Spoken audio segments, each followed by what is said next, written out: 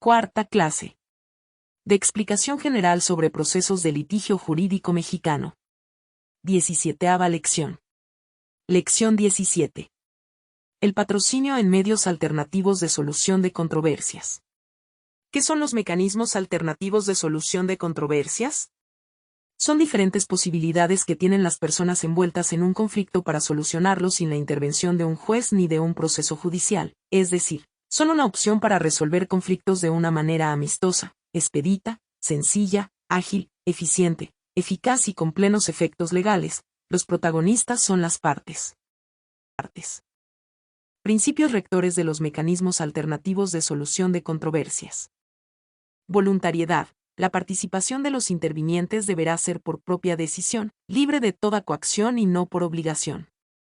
Confidencialidad. La información tratada no deberá ser divulgada y no podrá ser utilizada en perjuicio de los intervinientes, dentro del proceso penal, salvo que se trate de un delito que se esté cometiendo o sea inminente su consumación y por el cual peligre la integridad física o la vida de una persona, en cuyo caso el facilitador lo comunicará al Ministerio Público para los efectos conducentes. Imparcialidad. Los mecanismos alternativos deberán ser conducidos con objetividad, evitando la emisión de juicios, opiniones, prejuicios, favoritismos, inclinaciones o preferencias que concedan u otorguen ventajas a alguno de los intervinientes. Centro o Instituto de Medios Alternos de Solución de Controversias. También puede nombrarse Centro o Instituto de Justicia Alternativa o de otra forma similar es el encargado de ayudar a las personas a la solución de sus conflictos mediante la aplicación de medios alternos, debe ser visto, de cierta forma, como algo independiente a los tribunales o juzgados.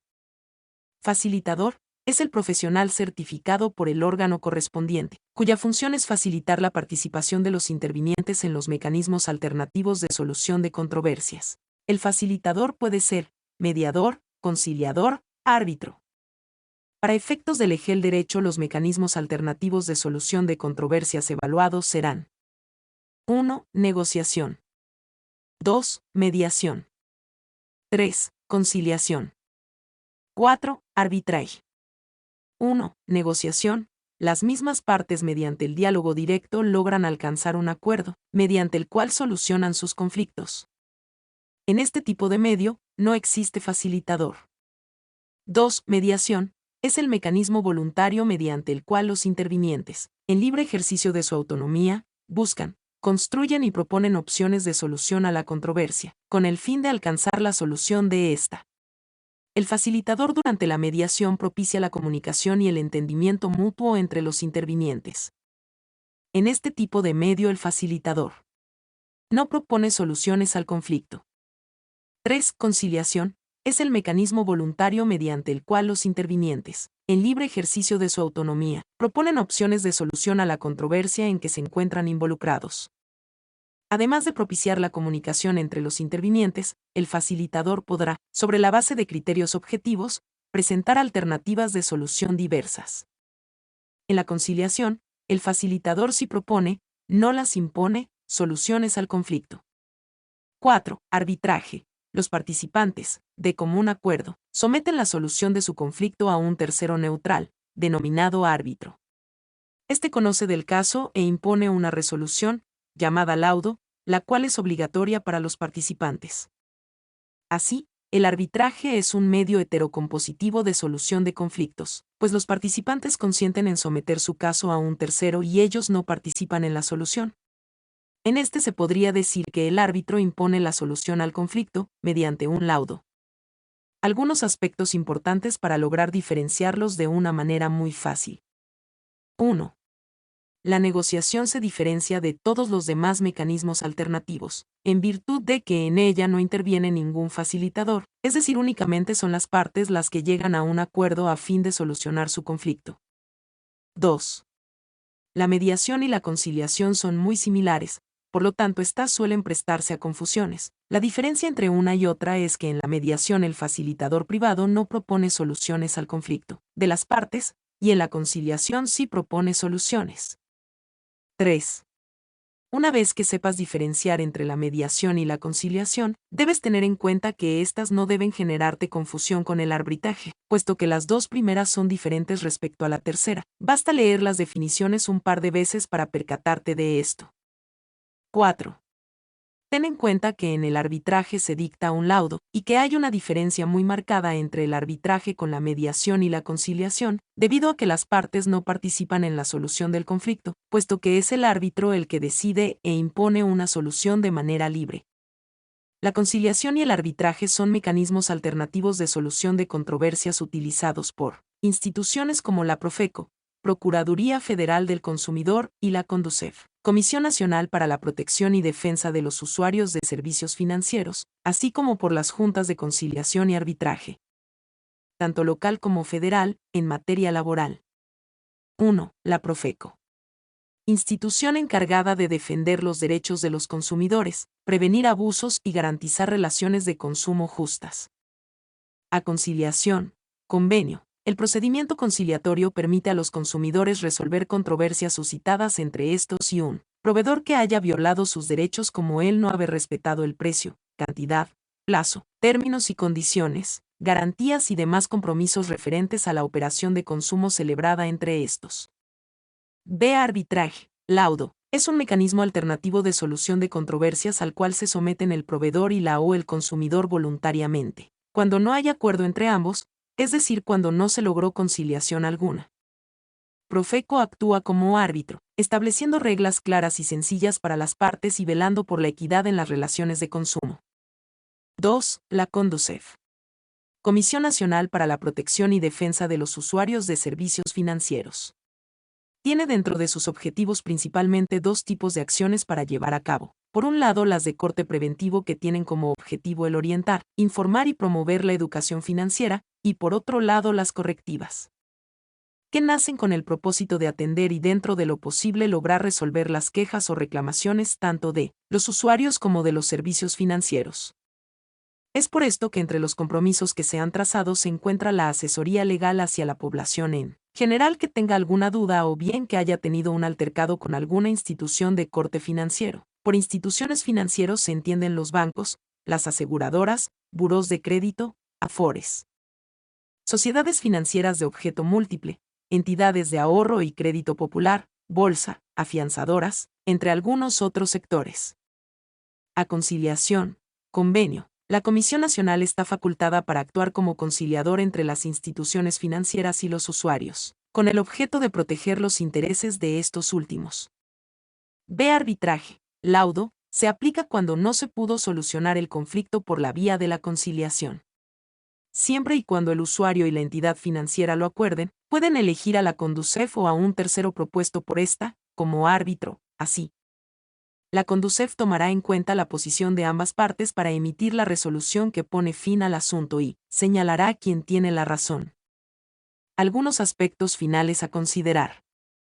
Los convenios celebrados en los procedimientos conciliatorios tramitados ante la Procuraduría Federal del Consumidor, Profeco, o ante la Comisión Nacional para la Protección y Defensa de los Usuarios de Servicios Financieros, Conducef, así como los laudos arbitrales que éstas emitan, traen aparejada ejecución.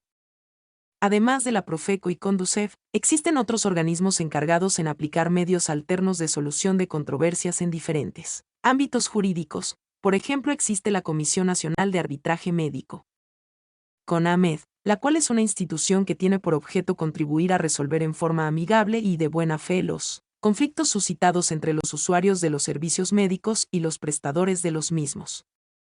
Existe la Ley Nacional de Mecanismos Alternativos de Solución de Controversias en materia penal que contempla a la mediación, conciliación y la junta restaurativa. El Código Nacional de Procedimientos Penales, en su numeral 184, establece como soluciones alternas al procedimiento, considerados medios alternos de solución de controversias en materia penal, los siguientes: el acuerdo reparatorio, la suspensión condicional del proceso. 18ª lección. Lección 18. ¿Quiénes son los intervinientes en el proceso judicial? A. El juzgador es el sujeto procesal sin interés jurídico en la controversia, el sujeto procesal imparcial, ajeno a los intereses en pugna y que dirime las controversias de las partes. Existen diferentes tipos de juzgadores o jueces como pueden ser: 1. Juzgadores federales. A. La Suprema Corte de Justicia de la Nación. B. Los tribunales colegiados de circuito. C. Los tribunales unitarios de circuito. D. Los juzgados de distrito. B. Las partes son los sujetos procesales cuyos intereses jurídicos se controvierten en el proceso. De igual manera es importante que el sustentante analice cuando alguien tiene la capacidad para ser parte y la capacidad procesal. La capacidad de ser parte consiste en la idoneidad de una persona para figurar como parte en un proceso, para ser parte actora o acusadora o para ser parte demandada o acusada en cambio. La capacidad procesal es la aptitud para comparecer en juicio y realizar válidamente los actos procesales que corresponden a las partes, y la regla general es que todas las personas, tanto físicas como jurídicas o morales, pueden ser parte en el proceso. Por lo general, las partes en un proceso son dos: el actor que promueve una demanda y el demandado que opone una excepción. Se pueden dar casos en que varias personas pueden intervenir en la actuación judicial como partes y con un interés propio en el proceso. Litisconsorcio activo, cuando hay varios actores. Litisconsorcio pasivo, cuando hay varios demandados. C. El Ministerio Público tiene tres diferentes funciones como parte en sustitución o en defensa de los intereses de otra u otras personas, en cuyo caso es facultado para ejercer la acción, y 2. Como sujeto interviniente, sin carácter de parte, con la finalidad exclusivamente de expresar conclusiones u opiniones jurídicas. D. El tercero interesado. Su participación en el proceso puede ser para colaborar con alguna de las partes en el juicio en la defensa del derecho hecho valer por alguno de ellos, incluso, para aportar elementos que se encuentren en su poder y que sirvan para dilucidar la controversia. Por los perjuicios que pudiera reportarle el dictado de la sentencia. 19ª lección. Lección 19. Aspectos generales del derecho procesal. El examen EGEL Derecho evalúa si la persona que va a ser sustentante tiene la capacidad de saber identificar cuáles son los pasos que debe llevar un proceso para su debida integración de sus diferentes partes, por lo cual, para efectos de estudios es necesario que tengas en cuenta lo siguiente. Es importante que entiendas qué se hace en cada etapa. Preliminar, medios preparativos a juicios, providencias precautorias. Expositiva, demanda, contestación, determinación de la vía, competencia. Probatoria, admisión, preparación, desahogo de la prueba. Conclusiva, alegatos, dictado de sentencia. Impugnativa, revocación, revisión, aclaración, apelación. Ejecutiva, uso de la fuerza pública. Primera. Fase expositiva. 1. Demanda. Se plantea pretensión, solicitando que se haga efectivo, constituya o declare un derecho. En esta etapa es cuando anunciamos o exponemos u ofrecemos las pruebas. En el escrito de demanda se deben exhibir todos los documentos que puedan acreditar nuestra personalidad para promover algún juicio, así como los documentos que nos pueden servir como base de la acción. En el mismo orden de ideas es en esta etapa en donde se establece la vía por la que vamos a promover nuestra demanda, así como la competencia de quien va a resolver, aspectos que se analizaron en el tema de postulancia. Por ejemplo, asterisco: si es un pagaré lo promovemos por la vía ejecutiva. Asterisco: en un juicio hereditario es competente el juez del lugar del último domicilio del autor de la herencia. Juan Pérez vivió en Humán, Yucatán, por lo que es competente el juez de Humán, Yucatán. Efectos que pudieran darse al presentar la demanda. Prevención: si la demanda contiene un defecto de forma, el juez se lo hace saber al interesado para que aclare, corrija o complete. Ejemplo: no se adjuntan las copias de traslado a la demanda. Desechamiento: cuando la demanda es irregular en cuanto al fondo y no permite una prevención. Ejemplo: no firma el interesado la demanda. Admisión: cuando han quedado satisfechas las exigencias y necesidades del proceso. 2. Contestación: es el acto procesal en virtud del cual el demandado, después de que fuera debidamente notificado y emplazado a juicio, opone excepciones y defensas o se allana a la misma demanda, o en su caso, si no contesta, se le tiene en rebeldía. Segunda. Fase probatoria. Con lo que corresponde a esta fase, lo importante es entender conforme a la lectura del problema del reactivo. ¿Cuál sería la prueba idónea para acreditar nuestros hechos, así como entender que en esta fase es cuando se preparan y se desahogan? Para efectos de estudios analizaremos la prueba como tal y los medios de pruebas que existen en las leyes. La prueba es el medio para demostrar la verdad o la falsedad de una proposición o la existencia o la inexistencia de un hecho o excepcionalmente un derecho. El que afirma está obligado a probar y las partes deben probar los hechos constitutivos de sus pretensiones, la carga de la prueba. Medios de prueba son aquellos que señalan las leyes procesales. 1. Confesional judicial o extrajudicial. 2. Documental pública o privada. 3. Dictamen pericial. 4. Reconocimiento o inspección judicial. 5. Testimonial. 6. Las fotografías, copias fotostáticas, registros dactiloscópicos y en general, todos aquellos elementos de carácter científico que sean capaces de producir convicción lógica en el juzgador.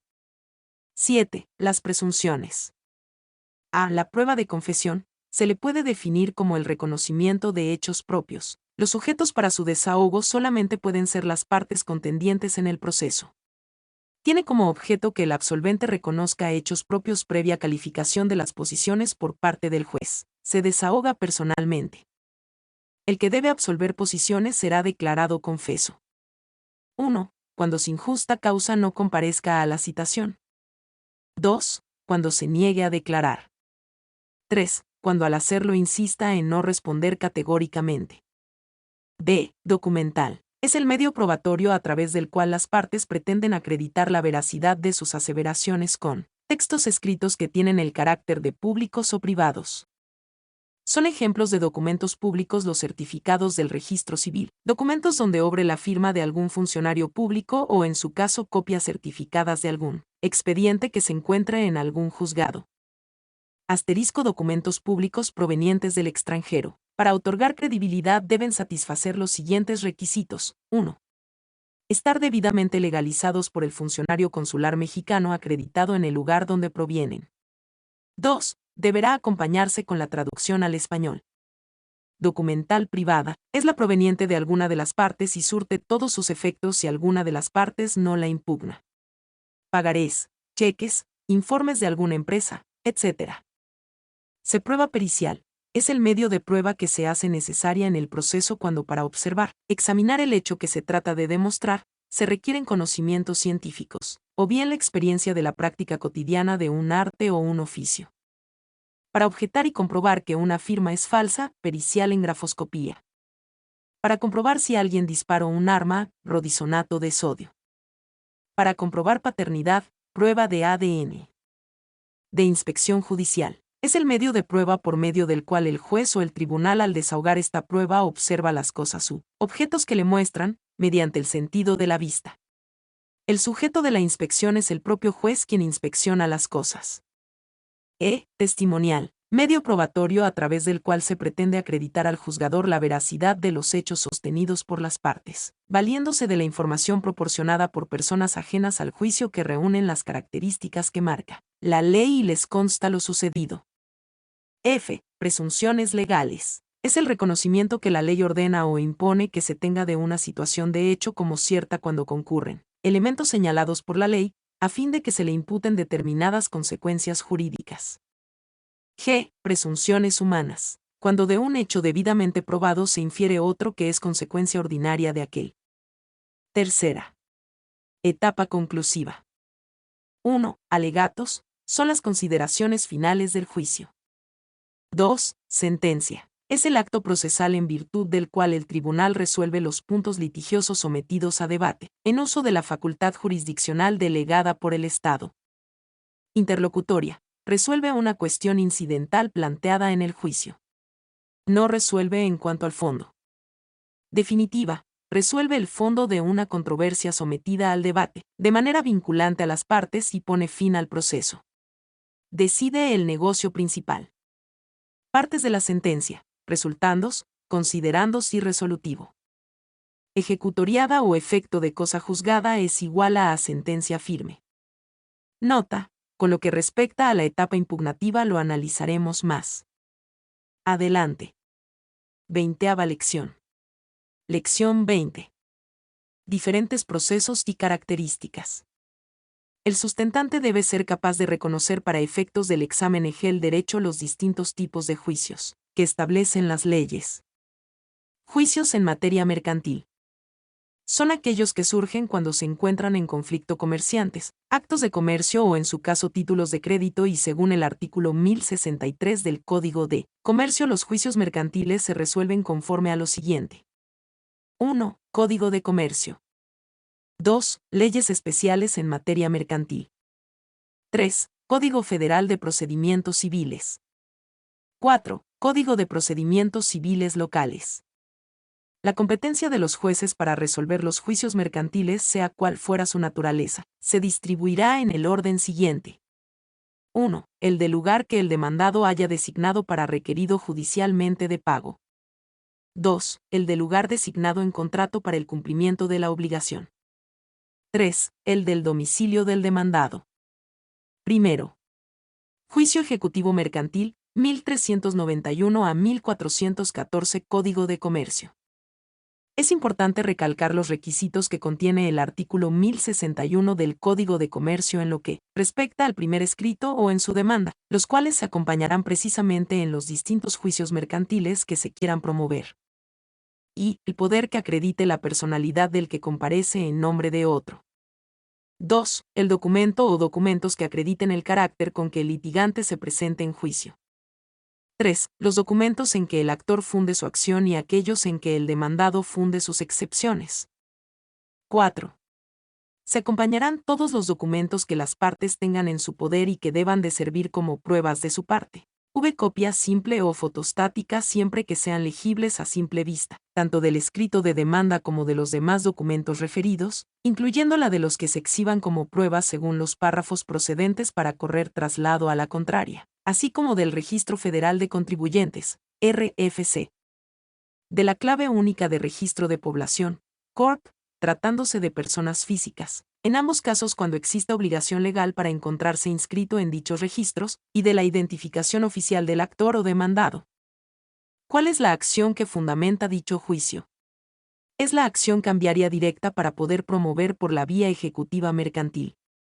Si pasan más de 3 años dicha acción prescribe y el pagaré tendría que cobrarse en juicio ordinario mercantil. ¿Cuál es el documento base de la acción para el juicio ejecutivo mercantil? La demanda se funda en un documento que trae aparejada ejecución, tal como dispone el artículo 1391 del Código de Comercio vigente. 1. La sentencia ejecutoriada. 2. Los instrumentos públicos, testimonios y copias certificadas que expidan los fedatarios públicos, en los que conste alguna obligación exigible y líquida. 3. La confesión judicial del deudor. 4. Los títulos de crédito. 5. La decisión de los peritos designados en los seguros para fijar el importe del siniestro. 6.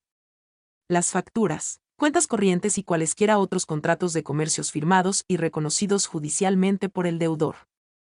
O ten en cuenta los siguientes puntos en relación con el pagaré y los títulos de crédito. 1. Los títulos nominativos serán transmisibles por endoso y entrega del título mismo. 2. El endoso puede hacerse en blanco, con la sola firma del endosante. En este caso, cualquier tenedor puede llenar con su nombre o el de un tercero. 3. La falta de firma hace nulo el endoso. 4. Si no se especifica el tipo de endoso, establece la presunción de que el título fue transmitido en propiedad. Clases de endoso. 1. El endoso en propiedad transfiere la propiedad del título y todos los derechos a él inherentes. 2. El endoso en procuración no transfiere la propiedad, pero da la facultad al endosatario para presentar el documento a la aceptación, para cobrarlo judicial o extrajudicialmente, para endosarlo en procuración y para protestarlo. 3. El endoso en garantía atribuye al endosatario todos los derechos y obligaciones de un acreedor prendario, respecto del título endosado y los derechos a él inherentes. También es necesario aprender los requisitos del pagaré, los cuales se encuentran contemplados en el artículo 170 de la Ley General de Títulos y Operaciones de Crédito. 1. La mención de ser pagaré inserta en el texto del documento. 2. La promesa incondicional de pagar una suma determinada de dinero. 3. El nombre de la persona a quien ha de hacerse el pago. 4. La época y lugar de pago. 5. La fecha y el lugar donde se suscriba el documento. 6. La firma del suscriptor o de la persona quien firma a su ruego o en su nombre. Segundo, juicio ejecutivo mercantil oral. Su fundamento legal se encuentra del artículo 1390 ter hasta el artículo 1390 ter 15 y procede cuando el importe del documento base de la acción, los cuales son los mismos que en el juicio ejecutivo mercantil tradicional, exceda el monto que establece el artículo 1339 del Código de Comercio, aproximadamente 593.712 pesos con 73 centavos pesos, y hasta 4 millones de pesos. 1 de enero este juicio no existe recurso legal alguno. 2. Se resuelven conforme a las mismas reglas del juicio oral mercantil. Juicio oral mercantil, 1390 bis 11 al 1390 bis 50. Estos juicios se componen de dos fases las cuales se componen, una oral y otra escrita. ¿Qué se hace en la fase escrita? Es en esta etapa donde el actor presenta por escrito su demanda y al demandado se le otorga un término de 8 días para que realice su contestación. Asimismo ofrecen pruebas y fijan fecha, hora y para la celebración de la audiencia preliminar. ¿Qué se hace en la fase oral? Es en esta etapa donde se celebra la audiencia preliminar y la audiencia de juicio oral. Lo importante de esta fase es aprender qué es lo que se hace en cada una de las diferentes audiencias. 1. Audiencia preliminar. A. Depuración del procedimiento. B. Conciliación o mediación. C. Acuerdos sobre hechos no controvertidos. D. Fijación de acuerdos probatorios. E. Calificación de pruebas. F. Citación a audiencia de juicio. 2. Audiencia de juicio oral. A. Desahogo de pruebas. B. Alegatos. C. Lectura de alegatos. Las audiencias las presiden el juez de juicio oral. No procede recurso legal alguno contra resoluciones dictadas en el juicio oral mercantil. Tercero, el juicio sucesorio. El juicio sucesorio se divide en 4 etapas para su trámite y son: la primera sección. Se abre el testamento o se abre la sucesión y se otorga el reconocimiento de los derechos sucesorios. La segunda sección, el inventario y avalúo de los bienes. La tercera sección, la administración de los bienes. La cuarta sección, la partición y aplicación de los bienes. Competencia. 1. El del lugar del último domicilio del decujus. 2. El lugar donde estuvieran los bienes raíces que conforman la herencia. 3. El del lugar donde hubiera fallecido el autor de la sucesión. Cuarto. Derecho procesal del trabajo, artículo 685 LFT. Prescriben en un mes. 1. Las acciones de los patrones para despedir a los trabajadores, para disciplinar sus faltas y para efectuar descuentos en los salarios. 2. Las acciones de los trabajadores para separarse de su trabajo. Prescriben en 2 meses las acciones de los trabajadores que sean separados de su trabajo. Etapas. A. De conciliación. B. De demanda y excepciones. C. De ofrecimiento y admisión de pruebas. De desahogo de pruebas. Dictado de laudo. Derechos que tiene el trabajador por despido injustificado. A 3 meses de salario por concepto de indemnización constitucional. A la prima de antigüedad. 12 días de salario por cada año. Al pago de las partes proporcionales de aguinaldo, vacaciones y prima vacacional. A prestaciones que haya generado y que no le haya cubierto el patrón. Es importante saber diferenciar las competencias entre las distintas autoridades de trabajo. 1. Ramas industriales y de servicios, las cuales corresponderán cuando se traten de las siguientes ramas: textil, Cordemex; eléctrica, CFE; cinematográfica, Cinépolis; hulera, Michelin; azucarera, minera; metalúrgica; de hidrocarburos, Pemex, Petroquímica, Pemex. Cementera, Cemex, Cruz Azul. Calera. Automotriz incluyendo autopartes mecánicas o eléctricas, Ford. Química incluyendo farmacéutica y medicamentos, Bayer. Celulosa. Aceites y grasas. Productora de alimentos exclusivamente la fabricación de los que sean empacados enlatados o envasados o se destinen para ello, Gamesa, donde, Lupita. Aceites y grasas vegetales. Elaboración de bebidas enlatadas o envasadas, Bepensa. Ferrocarrilera. Maderera básica que comprenda la producción de aserradero y la fabricación de tripley o aglutinados de madera. Vidriera exclusivamente por lo que toca a la fabricación de vidrio o labrado de envases de vidrio, Millet. Tabacalera que comprende la fabricación de productos de tabaco. Servicio de banca, HSBC.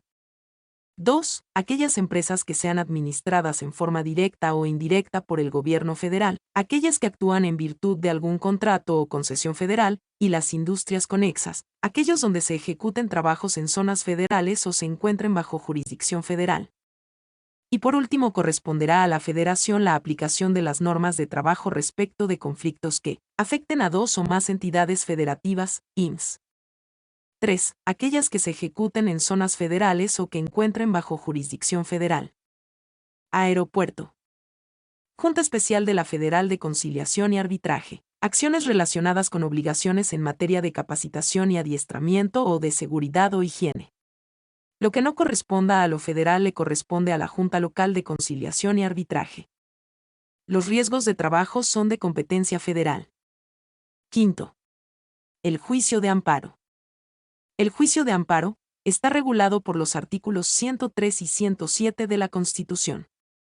El juicio de amparo es un medio de control de constitucionalidad, convencionalidad y legalidad de normas generales y actos provenientes de autoridad o de particulares que se equiparen a esta, cuyo fin es proteger los derechos humanos de las personas que habiten en el territorio nacional. Substanciación del juicio de amparo. Las peculiaridades de la sustanciación en los juicios de amparo van a variar y depender del tipo de amparo, ya se trate de un amparo indirecto o uno directo. En razón de ello, el tema se desarrollará en base a esta clasificación del amparo. A. La sustanciación y tramitación del amparo indirecto está regulada básicamente por los artículos 145 a 157 de la Ley de Amparo. Algunos de los puntos más interesantes son los siguientes. El juez de distrito examinará ante todo el escrito de demanda, y si encontrare motivo manifiesto e indudable de improcedencia, la desechará de plano, sin suspender el acto reclamado, 1. Si hubiere alguna irregularidad en el escrito de demanda. Si se hubiere omitido en ella alguno de los requisitos a que se refiere el artículo 116 de esta ley, si no se hubiese expresado con precisión el acto reclamado o no se hubiesen exhibido las copias que señala él. Artículo 120 de la Ley de Amparo. El juez de distrito mandará prevenir al promovente que llene los requisitos omitidos. Haga las aclaraciones que corresponda, o presente las copias dentro del término de 3 días, expresando en el auto relativo las irregularidades o deficiencias que deban llenarse, para que el promovente pueda subsanarlas en tiempo. Si el promovente no llenare los requisitos omitidos, no hiciere las aclaraciones conducentes o no presentare las copias dentro del término señalado, el juez de distrito tendrá por no interpuesta la demanda, cuando el acto reclamado solo afecte al patrimonio o derechos patrimoniales del quejoso. Fuera de los casos a que se refiere el párrafo anterior, transcurrido el término señalado sin haberse dado cumplimiento a la providencia relativa, el juez mandará correr traslado al Ministerio Público, por 24 horas, y en vista de lo que éste exponga, admitirá o desechará la demanda, dentro de otras 24 horas. Según fuere procedente. Si el juez de distrito no encontrare motivos de improcedencia, o se hubiesen llenado los requisitos omitidos, admitirá la demanda y, en el mismo auto, pedirá informe con justificación a las autoridades responsables y hará saber dicha demanda al tercer perjudicado. Si lo hubiere, señalará día y hora para la celebración de la audiencia. A más tardar dentro del término de 30 días, y dictará las demás providencias que procedan con arreglo a esta ley. Al solicitarse el informe con justificación a la autoridad responsable, se le remitirá copia de la demanda, si no se hubiese enviado al pedirle informe previo. Al tercero perjudicado se le entregará copia de la demanda por conducto del actuario o del secretario del juzgado de distrito o de la autoridad que conozca del juicio, en el lugar en que éste se siga, y, fuera de él, por conducto de la autoridad responsable, la que deberá remitir la constancia de entrega respectiva. Dentro del término de 48 horas. Los jueces de distrito o las autoridades judiciales que conozcan de los juicios de amparo, con arreglo a esta ley, deberán resolver si admiten o desechan las demandas de amparo dentro del término de 24 horas, contadas desde la en que fueron presentadas. Las autoridades responsables deberán rendir su informe con justificación dentro del término de 5 días, pero el juez de distrito podrá ampliarlo hasta por otros 5 si estimara que la importancia del caso lo amerita. En todo caso, las autoridades responsables rendirán su informe con justificación con la anticipación que permita su conocimiento por el quejoso, al menos 8 días antes de la fecha para la celebración de la audiencia constitucional. Si el informe no se rinde con dicha anticipación, el juez podrá diferir o suspender la audiencia. Según lo que proceda, a solicitud del quejoso o del tercero perjudicado, solicitud que podrá hacerse verbalmente al momento de la audiencia. Las autoridades responsables deberán rendir su informe con justificación exponiendo las razones y fundamentos legales que estimen pertinentes para sostener la constitucionalidad del acto reclamado o la improcedencia del juicio y acompañarán, en su caso, copia certificada de las constancias que sean necesarias para apoyar dicho informe. Cuando la autoridad responsable no rinda su informe con justificación se presumirá cierto el acto reclamado, salvo prueba en contrario, quedando a cargo del quejoso la prueba de los hechos que determinen su inconstitucionalidad cuando dicho acto no sea violatorio de garantías en sí mismo, sino que su constitucionalidad o inconstitucionalidad dependa de los motivos, datos o pruebas en que se haya fundado el propio acto. Si la autoridad responsable no rinde informe con justificación, o lo hace sin remitir, en su caso, la copia certificada a que se refiere el párrafo segundo de este artículo, el juez de distrito le impondrá, en la sentencia respectiva, una multa de 10 a 150 días de salario. No se considerará como omisión sancionable aquella que ocurra debido al retardo en la toma de conocimiento del emplazamiento, circunstancia que deberá demostrar la autoridad responsable. Si el informe con justificación es rendido fuera del plazo que señala la ley para ello, será tomado en cuenta por el juez de distrito siempre que las partes hayan tenido oportunidad de conocerlo y de preparar las pruebas que lo desvirtúen. En el juicio de amparo es admisible toda clase de pruebas, excepto la de posiciones y las que fueren contra la moral o contra derecho.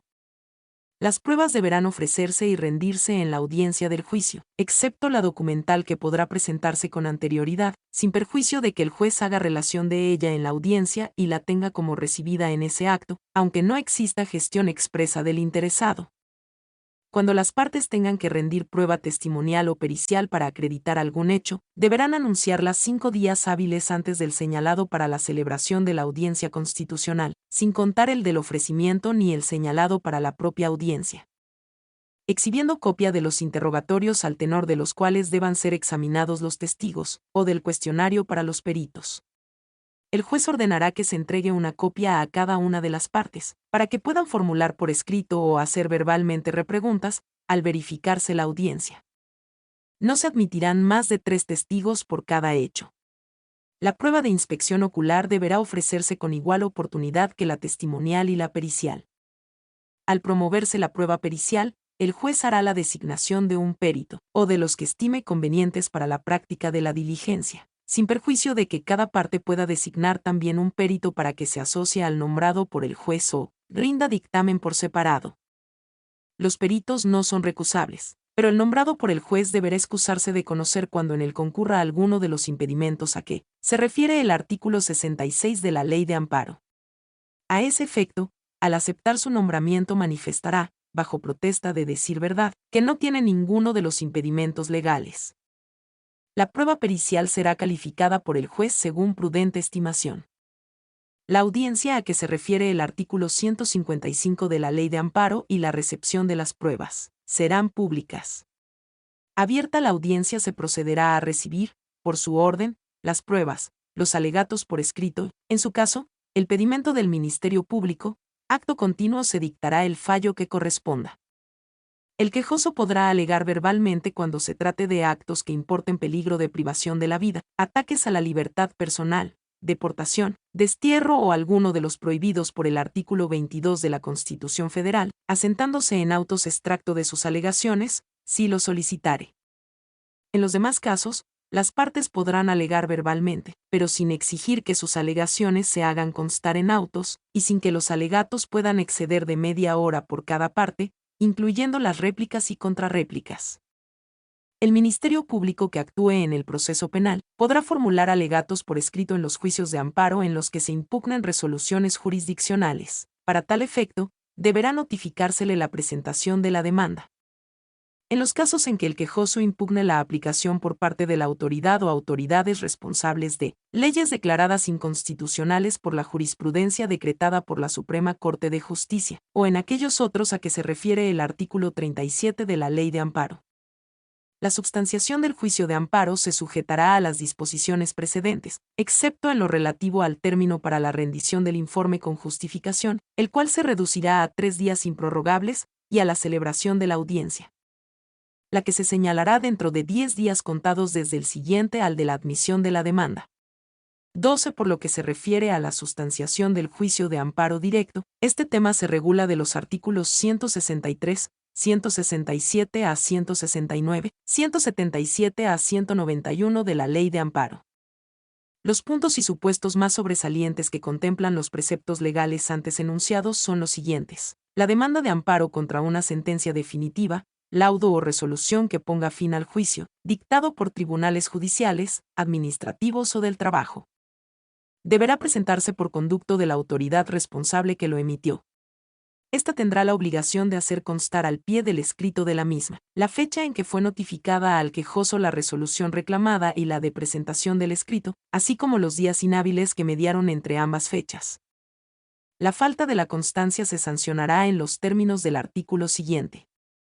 Con la demanda de amparo deberá exhibirse una copia para el expediente de la autoridad responsable y una, para cada una de las partes en el juicio constitucional, copias que la autoridad responsable entregará a aquellas, emplazándolas para que, dentro de un término máximo de 10 días, comparezcan ante el Tribunal Colegiado de Circuito a defender sus derechos. 14. Al dar cumplimiento la autoridad responsable a lo dispuesto en el primer párrafo del artículo 168 de la Ley de Amparo, remitirá la demanda, la copia que corresponda al Ministerio Público Federal y los autos originales al Tribunal Colegiado de Circuito, dentro del término de 3 días. Al mismo tiempo rendirá su informe con justificación, y dejará copia en su poder de dicho informe. Al remitir los autos, la autoridad responsable dejará testimonio de las constancias indispensables para la ejecución de la resolución reclamada, a menos que exista inconveniente legal para el envío de los autos originales, evento este en el que lo hará saber a las partes, para que dentro del término de 3 días señalen las constancias que consideren necesarias para integrar la copia certificada que deberá remitirse al Tribunal de Amparo, adicionadas las que la propia autoridad indique. La autoridad responsable enviará la copia certificada a que se refiere el párrafo anterior en un plazo máximo de 3 días al en que las partes hagan el señalamiento. Si no lo hace, se le impondrá una multa de 20 a 150 días de salario. Igual sanción se le impondrá si no da cumplimiento oportunamente a la obligación que le impone el primer párrafo de este propio precepto. El Tribunal Colegiado de Circuito examinará, ante todo, la demanda de amparo, y si encuentra motivos manifiestos de improcedencia, la desechará de plano y comunicará su resolución a la autoridad responsable. Si hubiera irregularidad en el escrito de demanda, por no haber satisfecho los requisitos que establece el artículo 166 de la Ley de Amparo, el Tribunal Colegiado de Circuito señalará al promovente un término que no excederá de 5 días, para que subsane las omisiones o corrija los defectos en que hubiere incurrido, los que se precisarán en la providencia relativa. Si el quejoso no diere cumplimiento a lo dispuesto, se tendrá por no interpuesta la demanda y se comunicará la resolución a la autoridad responsable. Si el Tribunal Colegiado de Circuito no encuentra motivo alguno de improcedencia o defecto en el escrito de demanda, o si fueron subsanadas las deficiencias a que se refiere el artículo anterior, admitirá aquella y mandará notificar a las partes el acuerdo relativo. El tercero perjudicado y el agente del Ministerio Público que hayan intervenido en el proceso en asuntos del orden penal, podrán presentar sus alegaciones por escrito directamente ante el Tribunal Colegiado de Circuito. dentro del término de 10 días contados desde el día siguiente al del emplazamiento a que se refiere el artículo 167 de la Ley de Amparo. Cuando el quejoso alegue entre las violaciones de fondo, en asuntos del orden penal, la extinción de la acción persecutoria, el Tribunal de Amparo deberá estudiarla de preferencia. En el caso de que la estime fundada, o cuando, por no haberla alegado el quejoso, considere que debe suplirse la deficiencia de la queja. Conforme al artículo 76 bis de la Ley de Amparo, se abstendrá de entrar al estudio de las otras violaciones. Si encontrara infundada dicha violación, entrará al examen de las demás violaciones. El día señalado para la audiencia, el secretario respectivo dará cuenta del proyecto de resolución a que se refiere el artículo 182 de la Ley de Amparo, leerá las constancias que señalen los ministros y se pondrá a discusión el asunto. Suficientemente debatido, se procederá a la votación y, acto continuo, el presidente hará la declaración que corresponda. El ministro que no estuviere conforme con el sentido de la resolución, podrá formular su voto particular, expresando los fundamentos del mismo y la resolución que estime debió dictarse. La resolución de la sala se hará constar en autos bajo la firma del presidente y del secretario. Concluida la audiencia del día en cada una de las salas, el secretario de acuerdos respectivo fijará en lugar visible una lista, firmada por él, de los asuntos que se hubiesen tratado, expresando el sentido de la resolución dictada en cada uno. Substanciación del juicio de amparo directo. La demanda debe cumplir con los requisitos establecidos en el artículo 175 y se presentará ante la autoridad responsable. La autoridad responsable dentro del plazo de 5 días contados a partir del siguiente a la presentación de la demanda deberá 1. Certificar la fecha de notificación al quejoso de la resolución reclamada, la de su presentación y los días inhábiles que mediaron entre ambas. 2. Correr traslado al tercero interesado.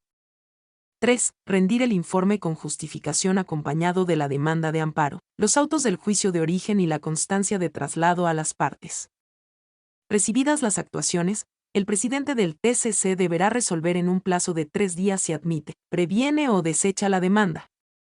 Si la admite, mandará a notificar a las partes el acuerdo para que en el plazo de 15 días presenten sus alegatos o promuevan amparo adhesivo. Transcurrido el plazo de 15 días, dentro de los 3 días siguientes, el presidente del TCC turnará el expediente al magistrado ponente para que formule el proyecto de resolución. El día señalado para la sesión el magistrado ponente dará cuenta de los proyectos de resolución y el presidente pondrá en discusión cada asunto, estando suficientemente debatido se procederá a la votación. La resolución se tomará por unanimidad o mayoría de votos. El magistrado que no esté conforme con el sentido de la resolución deberá formular su voto particular. Las sentencias serán firmadas por todos los integrantes del tribunal y el secretario de acuerdos. Firmada la sentencia se notificará por lista a las partes. Primero. Principios en el juicio de amparo. 1. Instancia de parte agraviada en el artículo 4. De la Ley de Amparo responde doctrinalmente a los principios fundamentales que rigen la materia, consistentes en principio de instancia de parte agraviada. El juicio de garantías nunca puede operar oficiosamente y para su nacimiento es necesario el ejercicio de la actuación constitucional del gobernado mediante la cual ataque el acto de autoridad que considere lesivo a sus derechos. En este aspecto, en el artículo 107 constitucional se establece, artículo 107. Todas las controversias de que habla el artículo 103 se sujetarán a los procedimientos y formas del orden jurídico que determine la ley, de acuerdo a las bases siguientes, y el juicio de amparo se seguirá siempre a instancia de parte agraviada. 2. Principio de agravio personal y directo. Principio de agravio personal y directo. En este se hace referencia a la existencia de un menoscabo u ofensa que recae y se concreta en una persona, física o moral determinada y que, sin ser necesariamente patrimonial, sea apreciable objetivamente y consista en una afectación real, no subjetiva, cuya realización sea pasada, presente o inminente, no simplemente eventual, aleatoria o hipotética. Artículo 4. El juicio de amparo únicamente puede promoverse por la parte a quien perjudique la ley, el tratado internacional, el reglamento o cualquier otro acto que se reclame, pudiendo hacerlo por sí, por su representante. por su defensor si se trata de un acto que corresponda a una causa criminal, por medio de algún pariente o persona extraña en los casos en que esta ley lo permita expresamente, y solo podrá seguirse por el agraviado, por su representante legal o por su defensor. Personalidad en el amparo. El juez debe pronunciarse sobre ella cuando provee acerca de la demanda, y si no está acreditada, prevenir al promovente, de conformidad con el artículo 146 de la Ley de Amparo. De lo contrario, el revisor ordenará la reposición del procedimiento. Una nueva reflexión acerca de los dispositivos de la Ley de Amparo en torno al tema de la personalidad y de los criterios surgidos a lo largo de varias décadas sustentados, primero por el Tribunal Pleno y luego por las salas de esta Suprema Corte, conducen a que este órgano supremo abandone las tesis jurisprudenciales publicadas en la última compilación, tomo sexto, materia común, identificadas con los números 369 y 378, intituladas Personalidad en el amparo. Examinarla en cualquier estado del juicio, es legal y poderes insuficientes por omisión de requisitos. Al dictarse la sentencia no procede prevenir al quejoso, sino sobreseer, para adoptar el criterio de que al juez de distrito no le es dable examinar de oficio la personería del promovente en cualquier momento del juicio, sino al recibir la demanda, porque constituye un presupuesto procesal de análisis oficioso, de cuyo resultado, si está plenamente satisfecho ese requisito, el juez lo debe hacer constar en el acuerdo admisorio, y, de no estarlo, lo estime como una irregularidad de la demanda que provoca prevenir al promovente, en términos del artículo 146 de la ley de la materia, para que satisfaga ese extremo dentro del plazo legal. Bajo el apercibimiento que de no hacerlo, se le tendrá por no interpuesta. Proceder que independientemente de estar apoyado en la ley de amparo, obedece a los imperativos del precepto 17 constitucional y responde también a los principios de certidumbre jurídica, buena fe y economía procesal. En tanto impide el empleo estéril de recursos humanos y materiales en el trámite del juicio iniciado por quien carece de personalidad y evita los daños graves ocasionados, tanto para el sistema de impartición de justicia como para las partes. La inobservancia de este criterio origina que el tribunal revisor, si estima que no está comprobada la personalidad del promovente, ordene la reposición del procedimiento, según lo previene el artículo 91, fracción 4, de la Ley de Amparo. 3. Principio de relatividad de las sentencias es la llamada fórmula Otero. Las sentencias solo surten efecto en relación con las personas que promovieron el juicio, quejosos, jamás respecto de otros. El principio puede extenderse a las autoridades. Las sentencias contraen sus efectos a las que fueron parte como responsables. Artículo 107 Constitucional, fracción 2 y 76 de la Ley de Amparo. Artículo 76.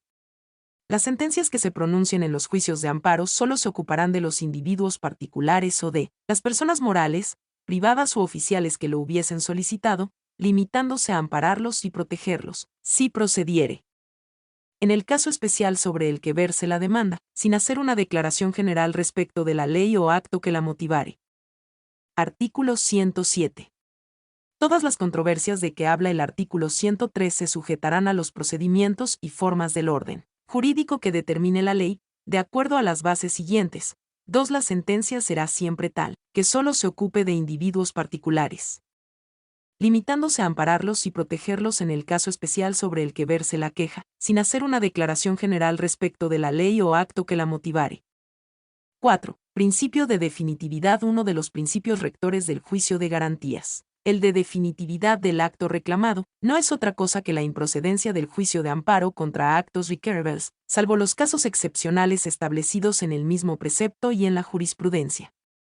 Se desprende el reconocimiento de que el juicio constitucional es un medio extraordinario de defensa. De manera que, previamente a la interposición del juicio de amparo, el quejoso debe agotar o substanciar todos los medios ordinarios de defensa que tenga al alcance para modificar o revocar la resolución judicial, administrativa o del trabajo, que le causa perjuicio, pues de lo contrario, la acción constitucional resultaría improcedente por no acatar el principio de definitividad que lo rige, salvo los casos de excepción que se establecen en este numeral. No obstante que en el artículo 73, fracción 18, de la Ley de Amparo, se establece la obligación de acatar el principio de definitividad. De su contexto se advierten dos supuestos de excepción. El primero, alude a los terceros extraños quienes no están obligados a agotar recursos ordinarios antes de acudir al juicio de garantías. Según lo dispuesto por el artículo 107, fracción 3, inciso C, de la Constitución Política de los Estados Unidos Mexicanos. El segundo supuesto de excepción se refiere a aquellos casos en que los actos reclamados importen peligro de privación de la vida, deportación, destierro o cualquiera de los prohibidos por el artículo 22 constitucional. Artículo 107. Todas las controversias de que habla el artículo 103 se sujetarán a los procedimientos y formas del orden jurídico que determine la ley, de acuerdo a las bases siguientes. 3. Cuando se reclamen actos de tribunales judiciales, administrativos o del trabajo, el amparo solo procederá en los casos siguientes. C. Contra actos que afecten a personas extrañas al juicio. Definitividad. Excepciones a ese principio en el juicio de amparo indirecto. De la interpretación literal y teleológica del artículo 107, fracciones 3, 4, 7 y 12, de la Constitución Federal, así como de los artículos 37, 73, fracciones 12, 13 y 15 y 114 de la Ley de Amparo y de los criterios jurisprudenciales emitidos al respecto, por los tribunales del Poder Judicial de la Federación. Se deduce que no existe la obligación de acatar el principio de definitividad que rige el juicio de amparo indirecto, cuando se reclaman los siguientes actos, y los que afectan a personas extrañas al juicio o al procedimiento del cual emanan. 2. Los que dentro de un juicio su ejecución sea de imposible reparación. 3. Los administrativos respecto de los cuales, la ley que los rige, exija mayores requisitos que los que prevé la ley de amparo, para suspender su ejecución. 4. Los que importen una violación a las garantías consagradas en los artículos 16, en materia penal, 19 y 20 de la Constitución Federal, v. Leyes, cuando se impugnan con motivo del primer acto de aplicación, b. Los que importen peligro de la privación de la vida, deportación o destierro o cualquiera de los prohibidos por el artículo 22 constitucional, 7. Actos o resoluciones respecto de los cuales, la ley que los rige no prevé la suspensión de su ejecución con la interposición de los recursos o medios de defensa ordinarios que proceden en su contra. 8. Los que carezcan de fundamentación. 9. Aquellos en los que únicamente se reclamen violaciones directas a la Constitución Federal, como lo es la garantía de audiencia, y X. Aquellos respecto de los cuales los recursos ordinarios o medios de defensa legales, por virtud de los cuales se puede modificar, revocar o nulificar el acto reclamado, se encuentran previstos en un reglamento, y en la ley que éste regula no se contempla su existencia. Contradicción de tesis 82/99 SS, no. Registro, 191.539, tesis aislada, materia común, novena época, segunda sala, fuente, Semanario Judicial de la Federación y su Gaceta, 12, julio de 2000, tesis, segunda, LBI/2000, página 156. 5. Principio de estricto derecho. El juzgador del juicio de amparo tiene que limitarse a valorar la constitucionalidad del acto reclamado a la luz de los conceptos de violación, exclusivamente, y si se trata de un recurso, concretarse a examinar la resolución recurrida con base en los agravios. La suplencia de la queja por la regla general puede ser respecto de los conceptos de violación o de los agravios que en su caso se formulen en materia de amparo y de los recursos que surjan en el procedimiento constitucional. En el artículo 76 bis de la Ley de Amparo se contemplan las reglas para la procedencia de la suplencia de la queja. Artículo 76 bis. Las autoridades que conozcan del juicio de amparo deberán suplir la deficiencia de los conceptos de violación de la demanda, así como la de los agravios formulados en los recursos que esta ley establece, conforme a lo siguiente. 1. En cualquier materia, cuando el acto reclamado se funde en leyes declaradas inconstitucionales por la jurisprudencia de la Suprema Corte de Justicia. 2. En materia penal, la suplencia operará aún ante la ausencia de conceptos de violación o de agravios del reo. 3. En materia agraria, conforme a lo dispuesto por el artículo 227 de esta ley. 4. En materia laboral, la suplencia solo se aplicará en favor del trabajador. V. En favor de los menores de edad o incapaces. 4. En otras materias, cuando se advierta que ha habido en contra del quejoso o del particular recurrente una violación manifiesta de la ley que lo haya dejado sin defensa. 6. Principio de restitución. En el artículo 80 de la Ley de Amparo se recoge otro de los principios rectores del juicio de amparo, que es el llamado principio de restitución y al que nosotros preferimos denominar de potencialidad restitutiva, según el cual se precisa que la finalidad de las sentencias de amparo en las que se otorgue la protección de la justicia federal es exclusivamente la de perseguir el objeto de restituir al agraviado en el pleno goce de la garantía individual violada, restableciendo las cosas al estado que guardaban antes de la violación, actos positivos. O bien obligar a la autoridad responsable o que obre en el sentido de respetar la garantía de que se trate y o cumplir, por su parte, lo que la misma garantía exija, actos negativos. Cabe advertir que el citado principio, en congruencia con otros reconocidos por la doctrina mexicana como el de litis constitucional, permiten aseverar que el amparo mexicano, en un contexto actualizado de derecho procesal constitucional, consiste en una garantía que tiene la finalidad y potencialidad restitutiva exclusivamente asignada en la Constitución y su ley orgánica, esto es, que el amparo mexicano no tiene finalidades o alcances distintos a los que constitucional y legalmente le han sido conferidos. Artículo 80. La sentencia que conceda el amparo tendrá por objeto restituir al agraviado en el pleno goce de la garantía individual violada, restableciendo las cosas al estado que guardaban antes de la violación, cuando el acto reclamado sea de carácter positivo y cuando sea de carácter negativo. El efecto del amparo será obligar a la autoridad responsable a que obre en el sentido de respetar la garantía, de que se trate y a cumplir, por su parte, lo que la misma garantía exija. Segundo, las características de la suspensión.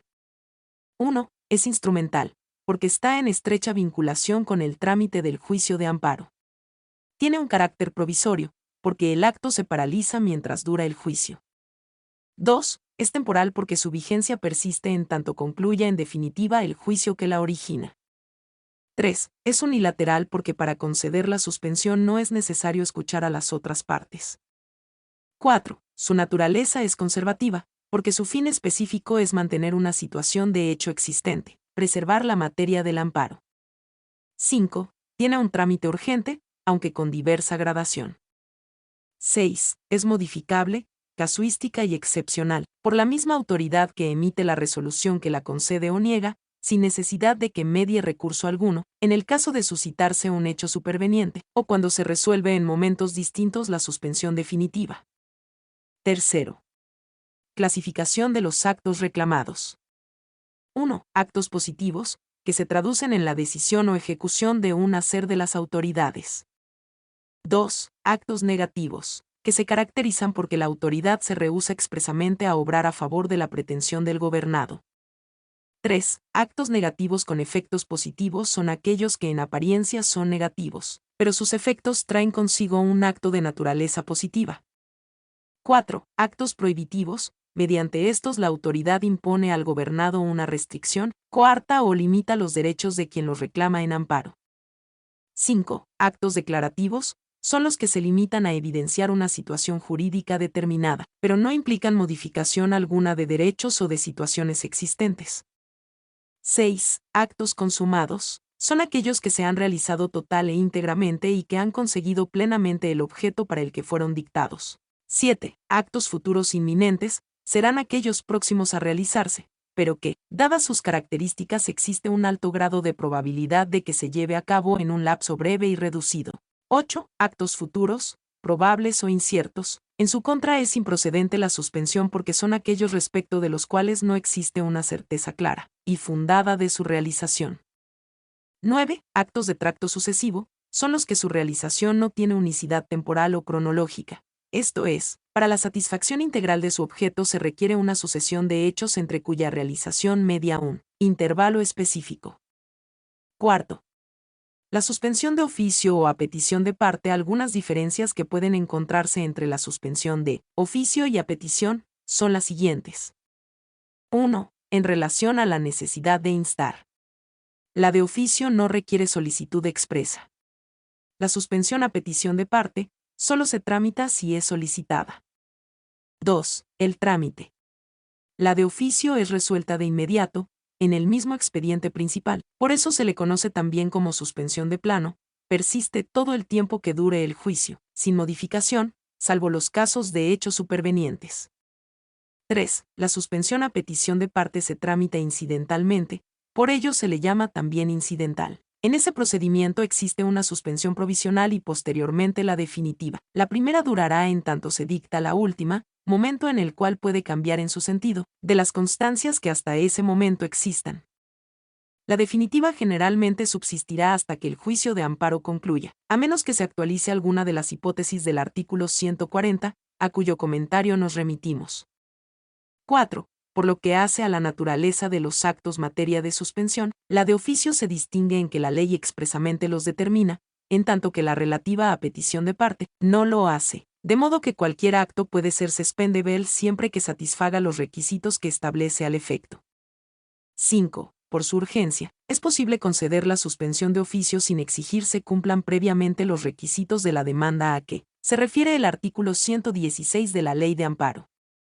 La suspensión incidental por regla general inicia si la demanda es admitida, si se cumplen los requisitos del artículo mencionado, y puede postergarse su trámite si no se exhiben copias para formar el incidente respectivo. 6. Requisitos para su efectividad. En el caso de la suspensión de oficio, no es necesario fijar garantía para que surta efectos, mientras que, caso contrario, en la incidental se pueden imponer diversas medidas de aseguramiento. Suspensión.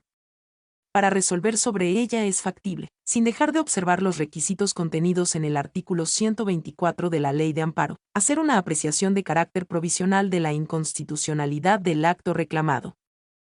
La suspensión de los actos reclamados participa de la naturaleza de una medida cautelar, cuyos presupuestos son la apariencia del buen derecho y el peligro en la demora. El primero de ellos se basa en un conocimiento superficial dirigido a lograr una decisión de mera probabilidad respecto de la existencia del derecho discutido en el proceso. Dicho requisito aplicado a la suspensión de los actos reclamados implica que, para la concesión de la medida, sin dejar de observar los requisitos contenidos en el artículo 124 de la Ley de Amparo, basta la comprobación de la apariencia del derecho invocado por el quejoso, de modo tal que, según un cálculo de probabilidades, sea posible anticipar que en la sentencia de amparo se declarará la inconstitucionalidad del acto reclamado. Ese examen encuentra además fundamento en el artículo 107, fracción X, constitucional, en cuanto establece que para el otorgamiento de la medida suspensional deberá tomarse en cuenta, entre otros factores, la naturaleza de la violación alegada, lo que implica que debe atenderse al derecho que se dice violado. Esto es, el examen de la naturaleza de la violación alegada no solo comprende el concepto de violación aducido por el quejoso, sino que implica también el hecho o acto que entraña la violación, considerando sus características y su trascendencia.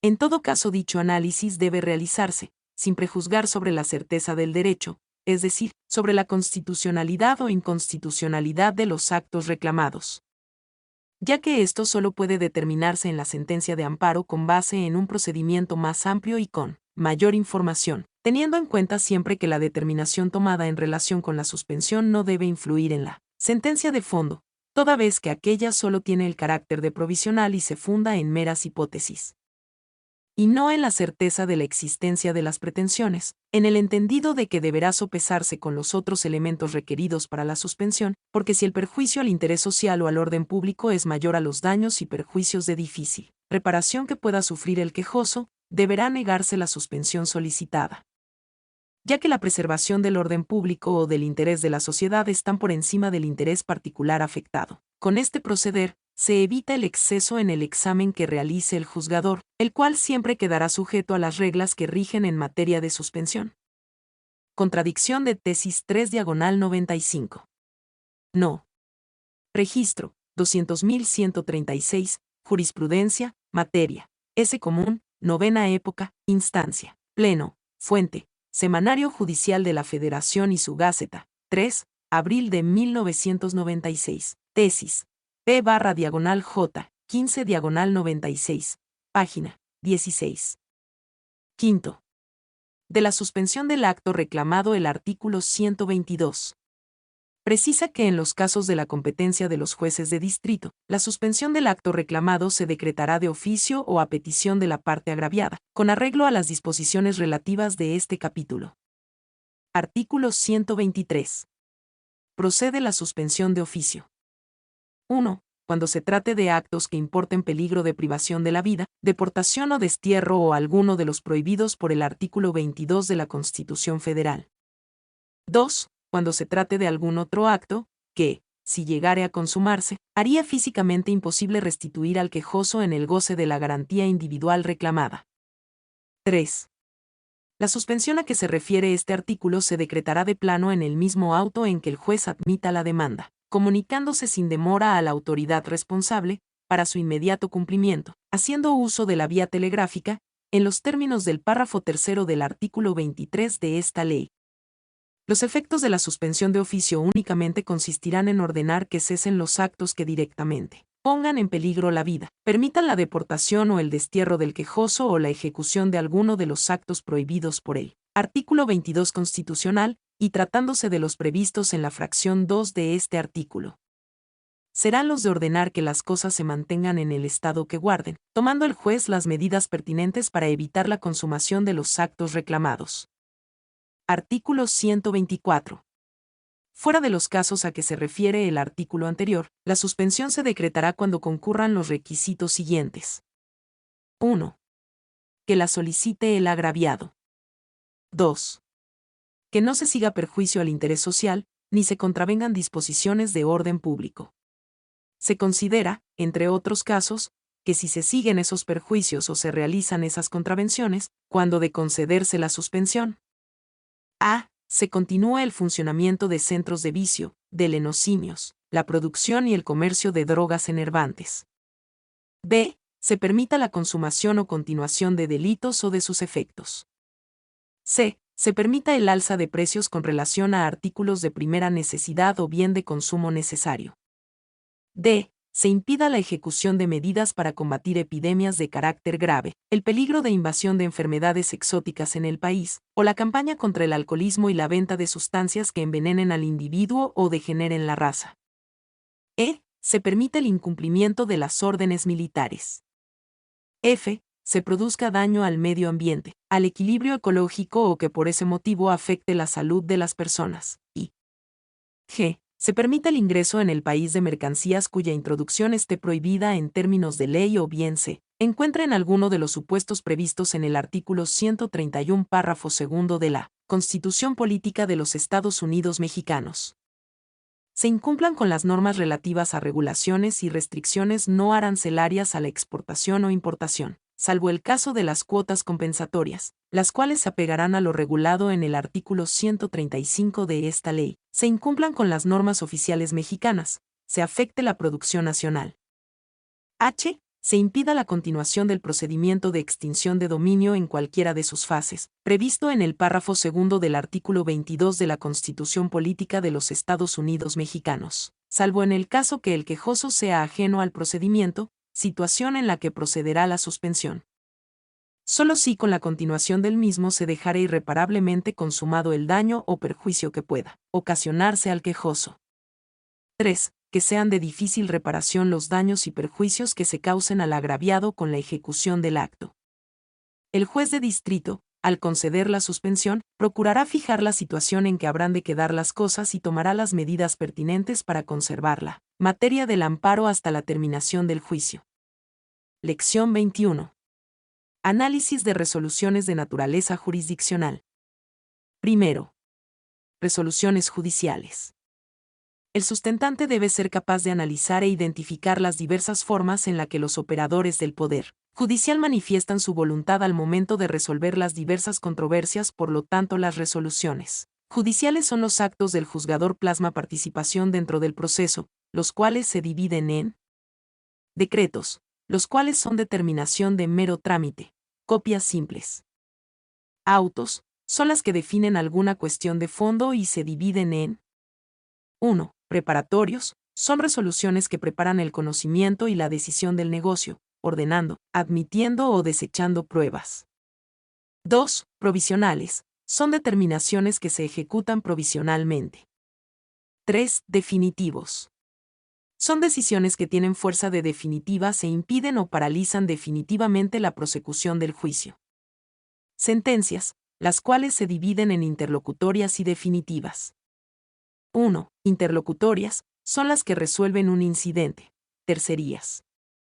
2. Definitivas, son las que resuelven en lo principal. Segundo. Medios de comunicación procesal, exhortos y despachos. La forma en que deben practicarse puede ser oral, escrita o mixta, en idioma español y deben realizarse en días y horas hábiles. Tercero. Fase impugnativa. Esta parte es medular para efectos del examen, ya que el sustentante debe identificar qué recurso es el indicado para combatir las resoluciones dictadas por las autoridades judiciales, ya que los recursos en materia administrativa se analizarán posterior tema. Para comprender mejor la fase impugnativa, es necesario tener en cuenta los siguientes conceptos en relación a los diversos recursos. Aclaración de sentencia. Recurso el cual se promueve ante el mismo juez para que aclare las palabras contradictorias, oscuras o ambiguas, sin modificar su sustancia de las diversas resoluciones que emita. En este recurso el que resuelve es el mismo juez. Revocación. Es el recurso por medio del cual se pide la modificación total o parcial de un decreto o auto no apelable. Al mismo juez que lo dictó o al que lo sustituya es un remedio procesal. En este recurso quien resuelve es el mismo juez. Este recurso procede en contra. Autos o resoluciones que no admitan apelación alguna. Decretos. Apelación. Este recurso tiene como función que el Tribunal Superior confirme, revoque o modifique la sentencia o el auto dictado en la primera instancia, en los puntos relativos a los agravios expresados. En este recurso quien resuelve es el superior jerárquico del juez que dictó la resolución, por ejemplo el Tribunal Superior de Justicia. Este recurso procede contra el auto en que un juez se niegue a conocer por incompetencia. La resolución que decida algún incidente. El auto que niegue la ejecución de algún juicio ejecutivo. Los autos en que se nieguen algún término probatorio o alguna providencia de prueba. El que se declare confeso al litigante y aquel en que se deniegue esta declaración el auto que aprueba o no el remate. El auto en que un juez se niegue a conocer por incompetencia. El auto que deseche alguna prueba. El auto que desecha una demanda. Denegada apelación, procede cuando no se admite la apelación. Cuarto. Los recursos en el juicio de amparo. Lo importante es saber los supuestos de procedencia de cada recurso, estudialos mediante los siguientes cuadros. A. Procedencia del recurso de revisión en el amparo indirecto. 1. En contra de las resoluciones que concedan o nieguen la suspensión definitiva. En su caso, deberán impugnarse los acuerdos pronunciados en la audiencia incidental. 2. En contra de las resoluciones que modifiquen o revoquen el acuerdo en que se conceda o niegue la suspensión definitiva, o las que nieguen la revocación o modificación de esos autos. En su caso, deberán impugnarse los acuerdos pronunciados en la audiencia correspondiente. 3. En contra de las resoluciones que decidan el incidente de reposición de constancias de autos. 4. En contra de las resoluciones que declaren el sobreseimiento fuera de la audiencia constitucional. 5. En contra de las sentencias dictadas en la audiencia constitucional. En su caso, deberán impugnarse los acuerdos pronunciados en la propia audiencia. B. Procedencia del recurso de revisión en el amparo directo. 1. En contra de las sentencias que resuelvan sobre la constitucionalidad de normas generales que establezcan la interpretación directa de un precepto de la Constitución Política de los Estados Unidos Mexicanos o de los derechos humanos establecidos en los tratados internacionales de los que el Estado mexicano sea parte, u omitan decidir sobre tales cuestiones cuando hubieren sido planteadas, siempre que fijen un criterio de importancia y trascendencia, según lo disponga la Suprema Corte de Justicia de la Nación, en cumplimiento de acuerdos generales del Pleno. A. Regla general de competencia. Son competentes los tribunales colegiados de circuito para conocer del recurso de revisión. Las sentencias que dicten en estos casos no admitirán recurso alguno. B. Excepción de competencia. Es competente la Suprema Corte de Justicia de la Nación para conocer del recurso de revisión contra las sentencias dictadas en la audiencia constitucional, cuando habiéndose impugnado normas generales por estimarlas inconstitucionales. o cuando en la sentencia se establezca la interpretación directa de un precepto de la Constitución y subsista en el recurso el problema de constitucionalidad. Quinto. Procedencia del recurso de queja en el amparo indirecto. 1. Contra las resoluciones que admitan total o parcialmente, desechen o tengan por no presentada una demanda de amparo o su ampliación. 2. Contra las resoluciones que concedan o nieguen la suspensión de plano o la provisional. 3. Contra las resoluciones que rehúsen la admisión de fianzas o contrafianzas, admitan las que no reúnan los requisitos legales o que puedan resultar excesivas o insuficientes. 4. Contra las resoluciones que reconozcan o nieguen el carácter de tercero interesado. 5. Contra las resoluciones que se dicten durante la tramitación del juicio o del incidente de suspensión, que no admitan expresamente el recurso de revisión y que por su naturaleza trascendental y grave puedan causar perjuicio a alguna de las partes, no reparable en la sentencia definitiva. Así como las que con las mismas características se emitan después de dictada la sentencia en la audiencia constitucional. 6. Contra las resoluciones que decidan el incidente de reclamación de daños y perjuicios. 7. Contra las resoluciones que resuelvan el incidente por exceso o defecto en la ejecución del acuerdo en que se haya concedido al quejoso la suspensión provisional o definitiva del acto reclamado. 8. Contra las resoluciones que se dicten en el incidente de cumplimiento sustituto de las sentencias de amparo. 8. Procedencia del recurso de queja en el amparo directo. 1. Tratándose de la autoridad responsable cuando omita tramitar la demanda de amparo o lo haga indebidamente. 2. Tratándose de la autoridad responsable cuando no provea sobre la suspensión dentro del plazo legal, conceda o niegue esta, rehúse la admisión de fianzas o contrafianzas, admita las que no reúnan los requisitos legales o que puedan resultar excesivas o insuficientes. 3. Tratándose de la autoridad responsable contra la resolución que decida el incidente de reclamación de daños y perjuicios. 4. Tratándose de la autoridad responsable cuando niegue al quejoso su libertad caucional o cuando las resoluciones que dicte sobre la misma materia causen daños o perjuicios a alguno de los interesados. A. Regla general de competencia. El recurso de queja deberá presentarse por escrito ante el órgano jurisdiccional que conozca del juicio de amparo. B. Excepción de competencia.